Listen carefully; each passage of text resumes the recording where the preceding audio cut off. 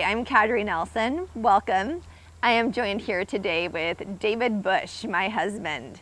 He's here to answer questions about all things vegan. So David, tell us, how long have you been vegan? I've been vegan for almost 6 years now. Tell me, why are you vegan?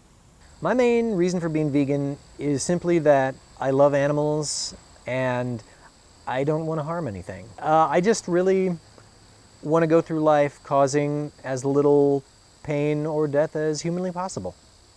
How is the diet that you grew up eating different from what you eat today? The way I eat today is very different from how I ate growing up. Growing up, I ate a lot of fast food, a lot of meat, dairy, that sort of thing. And now, obviously being vegan is a big change because I don't eat any animal products at all, no meat, no cheese, no eggs, nothing like that.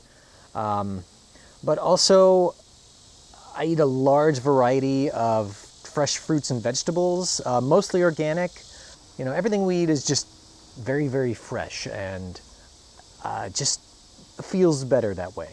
Are there any foods that you didn't like before you went vegan that you do like now? There were quite a few foods that I didn't like before I was vegan and that I really enjoy now. I think a lot of them are probably either because I hadn't really been exposed to them or because I'd never had them prepared well in a way that I liked before. Tofu was one of those. It's something I'd tried as a non-vegan, but I don't think I'd ever really had it done well before. Tofu, if properly pressed and marinated and cooked the right way, is just a really delicious food, and it's its own thing. It's not meant to be a replacement for anything else. It is tofu.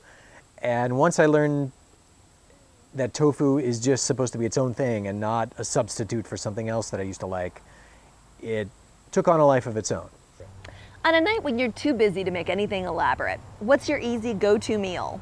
A standby meal for me to make if I've had a busy day, I'm making dinner for myself at home, would be, first of all, I turn the oven on and throw either a sweet potato or a regular potato in the oven and start that baking, which takes about 2 minutes to prepare and get in the oven and is really quick and simple. Then while that's going, I would maybe make a simple salad to go with it. So just chop up some greens, tomatoes, onion, maybe whatever other random vegetables we have. And if we also have something like broccoli or cauliflower, maybe throw that into a pot and steam that. And that makes a really tasty, delicious meal with kind of 3 different flavors, which I am a big proponent of, having at least 3 different things on your plate. And it's simple to make, low maintenance, and can be done very quickly. I know you're very familiar with all the recipes on Cadry's Kitchen. What would you say is your favorite? My favorite recipe on Cadry's Kitchen, this is actually pretty easy to come up with, is the cashew cheese stuffed squash blossoms. Squash blossoms, if any of you out there don't know what they are the flower of a squash plant that, as the squash plants are blooming in the summer, sometimes those are sold at local farmers markets. You might be able to find them at your co-op or something. And it's kind of a delicate flower, and what you do is you make this cashew cheese, kind of thick, creamy cashew cheese in a food processor.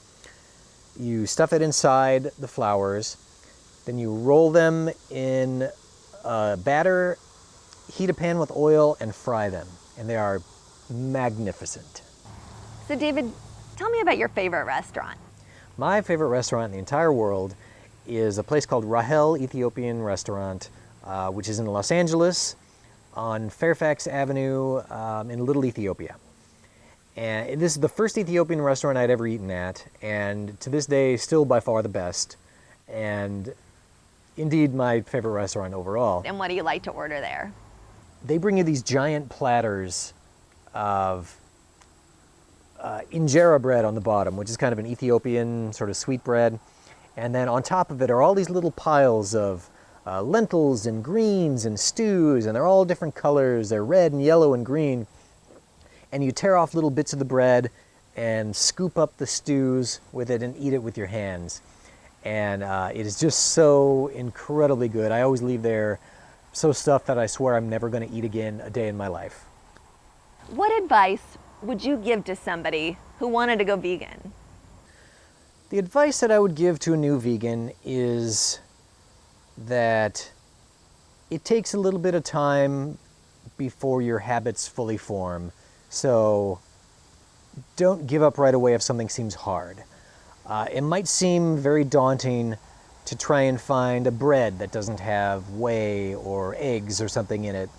But once you start reading labels and you know what to look at and you find that particular kind of bread that you like that doesn't have those things, you can always buy that bread and you don't have to think about it every time you go to the grocery store. Once you kind of learn to navigate your way around the new or different foods that you're trying, that becomes part of your daily habit and it becomes incredibly easy to maintain once you've sort of figured it out. But it does sometimes take a little bit of time to essentially reinvent your daily habits. What do you think is the best thing about being vegan? I would say the best thing about being vegan is sharing that experience with my wife, Cadry, who you may know from Cadry's Kitchen. We've undertaken this journey together and it has been such a magnificent time just exploring new foods and cooking and restaurants, and over the years I think it has brought us much closer to each other than we even were before. So that would be my favorite thing about being vegan. Thanks very much for tuning in today, and David, it was great having you on the show. We'll see you next time.